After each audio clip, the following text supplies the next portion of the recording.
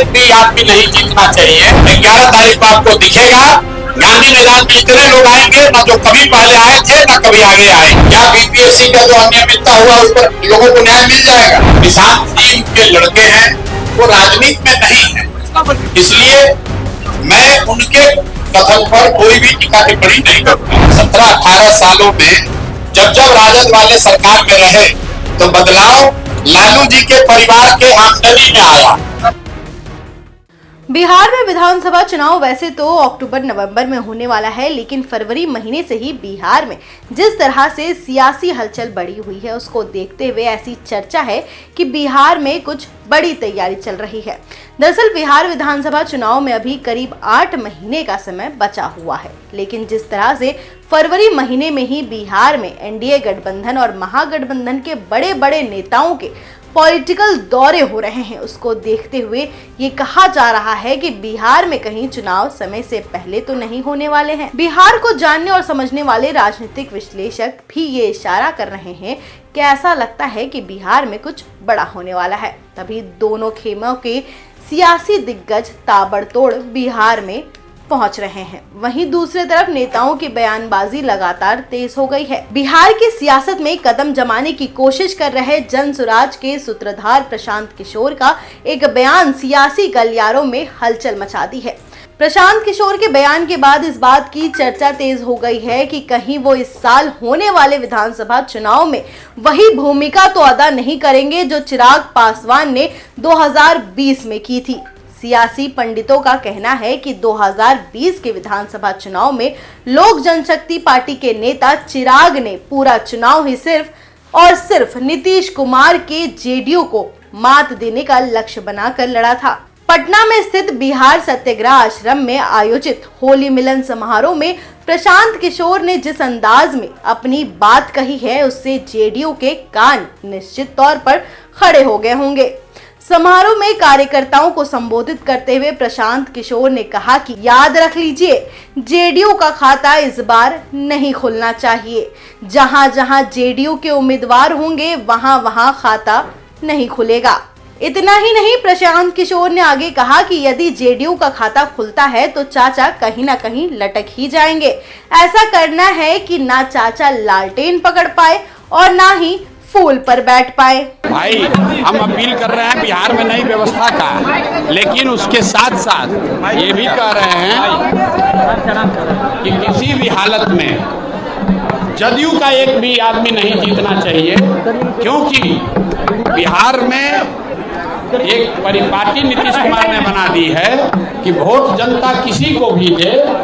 जदयू का अगर 5-10 विधायक भी जीत जाएगा तो कहीं ना कहीं गठजोड़ बनाकर फिर सत्ता में घुसने का कोशिश करेगा। इसलिए मैंने अपील की है कि जदयू का तो खाता ही नहीं खुलना चाहिए, ताकि न वो लालटेन के साथ जल सके न कमल के फूल पर बैठकर तैर सके। प्रशांत किशोर ने आगे कहा कि इस चक्र को तोड़ने के लिए और ये सुनिश्चित करने के लिए कि तीर यानी जेडीयू का चुनाव चिन्ह, कमल यानी भाजपा का चुनाव चिन्ह के साथ ना तैरे और ना ही लालटेन यानी राजद के साथ चमके। प्रशांत किशोर ने आगे कहा कि मैंने लोगों से अपील करता हूं कि वो इस तरह से वोट करे कि जेडीयू एक भी सीट ना जीत सके, तभी हम ऐसे मुख्यमंत्री से छुटकारा पा सकेंगे जो शारीरिक रूप से थके हुए हैं और मानसिक रूप से सेवा निवृत्त हो चुके हैं। भाजपा ने बनाया है तो स्वाभाविक है, भाजपा ही तो पीछे से दल सरकार चलवा रही है, सामने से नीतीश कुमार को मुखौटा रख। प्रशांत किशोर ने आगे कहा कि जेडीयू के पूर्व राष्ट्रीय उपाध्यक्ष ने भाजपा पर नीतीश कुमार को मुखौटे के रूप में इस्तेमाल करते हुए सत्ता का आनंद लेने का आरोप लगाया और कहा कि सार्वजनिक धन की लूट और कुछ विमुख जातियों को खुश करने के इरादे बुधवार को मंत्रिमंडल विस्तार में किया गया है, जबकि चुनाव में मुश्किल से 6 महीने ही बचे हुए हैं। देखिए उनकी ये पूरी बयान। पहले कहा कि नीतीश कुमार शारीरिक रूप से फिजिकली टायर्ड और मेंटली रिटायर्ड हो गए, फिर भी भाजपा उनको कुर्सी पर बैठाई है तो पीछे से उसके बदले में पूरा अपना सरकार में भागीदारी ले रही है। आप बताइए कि अभी जब 6 महीना बाकी है तो 7 नए मंत्रियों को बनाने का क्या फायदा है, क्या मतलब है? उसका 2 ही मतलब है कि कुछ संसाधन लूट का काम और बढ़ाया जाए और जनता को जाते जाते जितना लूट सकते हैं लूट लें, और इस कुछ जातियों को संदेश भेजें कि भाई तुम्हारे जाति के एक नेता को मंत्री बना दिए। भाई आप किसी जाति के मंत्री हैं, क्या आप कह सकते हैं कि बिहार में भूमि सर्वे में जो लूट मचा हुआ है रोक दीजिएगा? भाजपा के जो अध्यक्ष हैं यही तो अभी राजस्व मंत्री थे। क्या भूमि सर्वे में लूट नहीं हो रहा है?